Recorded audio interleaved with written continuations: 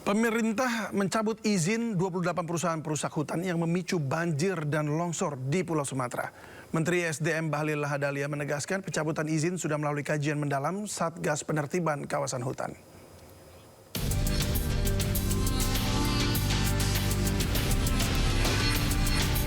Pemerintah terus menindaklanjuti pencabutan izin 28 perusahaan yang dinilai terbukti melanggar hukum karena merusak hutan dan memicu bencana banjir di Pulau Sumatera. Menteri SDM Bahlil Lahadalia menegaskan keputusan ini telah melalui kajian mendalam oleh Satgas Penertiban Kawasan Hutan. Itu telah kemarin diumumkan oleh Pak Mensesnek dan Satgas PKH, dan itu merupakan hasil kajian mendalam dari Satgas PKH. Salah satu diantaranya adalah terkait dengan tambang yang ada di Sumatera Utara, yaitu tambang emas, dan itu juga dilakukan pencabutan. Sudah barang tentu pencabutannya itu sudah lewat kajian yang mendalam dan semuanya sudah kita lakukan. Dan selanjutnya nanti kita akan melakukan proses. Sebelumnya, Presiden Prabowo Subianto memutuskan mencabut izin 28 perusahaan pemicu banjir.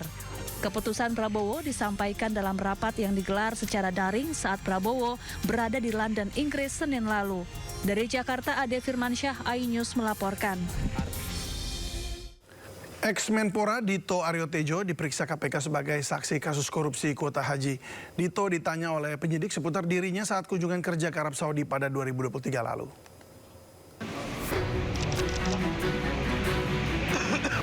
Mantan Menpora Dito Aryo Tejo Jumat siang datangi KPK untuk diperiksa sebagai saksi terkait kasus korupsi kuota haji yang menetapkan ex-Menteri Agama Yakut Khalil Qomas sebagai tersangka. KPK periksa Dito selama kurang lebih 3 jam. Dito mengungkapkan materi pemeriksaan terkait dirinya yang mendampingi Presiden RI ke-7 Joko Widodo dalam kunjungan kerja ke Arab Saudi pada 2023 lalu. Menurut Dito, dalam kunjungan kerja itu bukan hanya membahas spesifik terkait persoalan haji saja, tetapi juga investasi. Saat pertemuan itu tidak ada pembahasan spesifik tentang kuota. Tapi memang pertemuan bilateral waktu itu saya ingat sekali dari Putra Mahkota, Perdana Menteri Muhammad bin Salman itu sangat senang dengan pertemuannya Pak Jokowi. Pagi waktu itu juga di situ juga kami memberikan dukungan untuk tuan rumah Piala Dunia waktu itu. Sementara itu, Jubir KPK Budi Prasetyo menyatakan Dito dibutuhkan keterangannya lantaran mengetahui asal-usul pemberian tambahan kuota haji Indonesia dari Arab Saudi. Terlebih, Dito juga ikut kunjungan kerja ke Arab Saudi pada 2023 lalu. Karena memang kami melihat Pak Dito ini bisa menerangkan apa yang dibutuhkan oleh penyidik, karena memang Pak Dito pada saat itu ikut berangkat ke Arab Saudi bersama rombongan dari pemerintah Indonesia, sehingga ini juga kemudian menguatkan terkait dengan informasi-informasi atau bukti-bukti yang didapatkan oleh penyidik KPK berkaitan dengan diskresi yang dilakukan oleh Kementerian Agama. KPK tetapkan ex-Menteri Agama Yakut Khalil Qomas dan ex-Staf Sus Isfah Abdel Aziz sebagai tersangka dugaan korupsi kuota haji 2024. Kasus bermula dari pemberian 20.000 kuota haji tambahan dari pemerintah Arab Saudi untuk Indonesia. Kuota harusnya dibagikan 92% untuk kuota reguler dan 8% untuk kuota haji khusus. Namun Yakut membagikan 10.000 kuota untuk reguler dan 10.000 kuota untuk haji khusus. KPK menduga kuota khusus tambahan tersebut malah diperjualbelikan. Dari Jakarta, Tim Liputan iNews melaporkan. KPK mengungkap temuan uang yang diduga merupakan hasil pemerasan oleh Bupati Pati Sudewo. Uang tersebut disimpan dalam karung.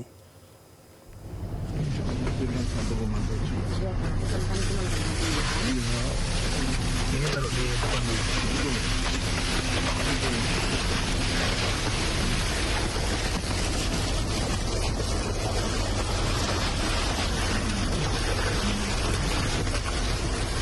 Komisi Pemberantasan Korupsi menyita uang 2,6 miliar rupiah terkait kasus dugaan pemerasan terhadap calon perangkat desa di lingkungan pemerintah Kabupaten Pati yang menjadikan Bupati Pati Sudewo sebagai tersangka. Video ini menunjukkan 2 perempuan menyerahkan 3 buah karung berwarna hijau, kuning, dan putih yang berisi uang ke mobil tim KPK.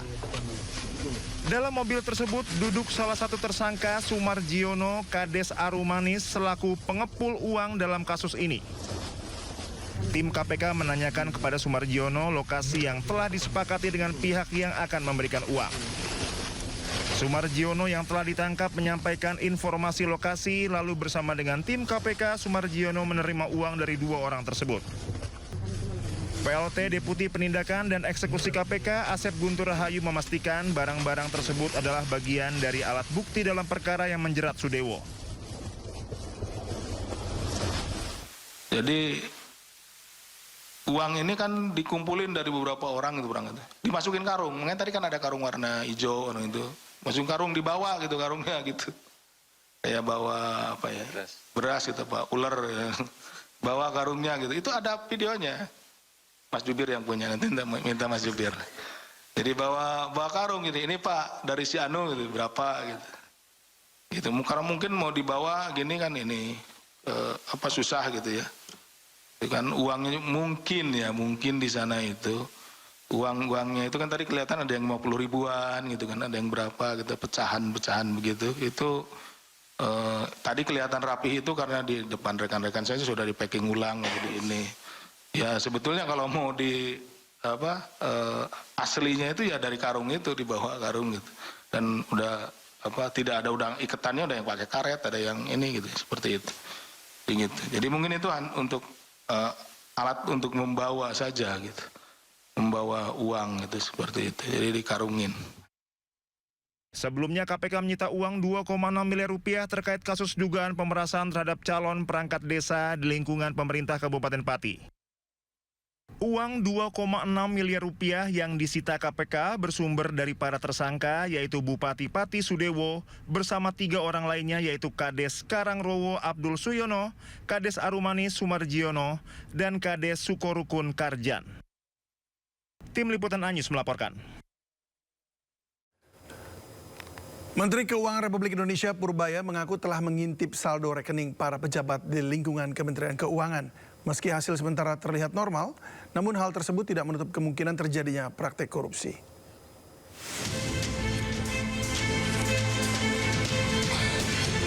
Menteri Keuangan RI Purbaya Yudisadewa ungkap bisa mengakses informasi rekening para pejabat eselon 1 hingga 3 di Kementerian Keuangan. Hal itu disampaikan Purbaya usai melantik sejumlah pejabat di lingkungan kantor wilayah DJP Jakarta Utara pada Kamis lalu. Diketahui pemeriksaan rekening dilakukan sebagai upaya pengawasan serta patokan untuk menentukan rotasi jabatan. Selain itu, pengecekan rekening tabungan ini dilakukan di luar laporan harta kekayaan penyelenggara negara yang telah dilaporkan sendiri oleh para pejabat Kementerian Keuangan ke Komisi Pemberantasan Korupsi. Saya punya akses untuk pejabat saya, semuanya.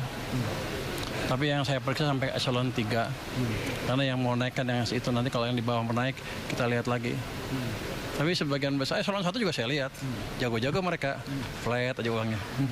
Di luar LHKPN juga kita lihat masuk akal apa enggak, terus bandingkan dengan uangnya yang di bank dari tahun ke tahun kayak gimana. Jadi nggak bisa sembunyi lagi pejabat-pejabat kami dari security ini apa? Pengawasan kita ya.